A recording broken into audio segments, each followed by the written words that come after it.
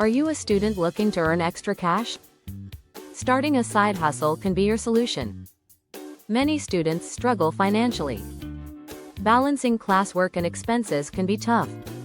A side hustle can help you manage your finances while gaining experience. Let's explore steps to create a successful side hustle. First, identify your skills and interests. What do you enjoy doing? Writing, graphic design, or tutoring? Your skills can guide you. Next, research potential markets. Look for problems you can solve. For instance, students often need help with subjects. Use your expertise to offer tutoring. Then, create a simple business plan. Outline your goals, target audience, and how you will promote. An effective plan keeps you focused. Now, set up your online presence. Build social media profiles or a website. Use these platforms to reach potential clients.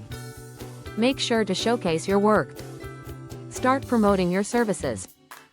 Use free platforms such as social media and campus ads. Word of mouth can also lead to clients. Offer initial discounts to attract first customers. Stay organized with your time. Balance your studies and side hustle. Use calendars and productivity apps to manage tasks. Remember, your education comes first. Let's consider an example.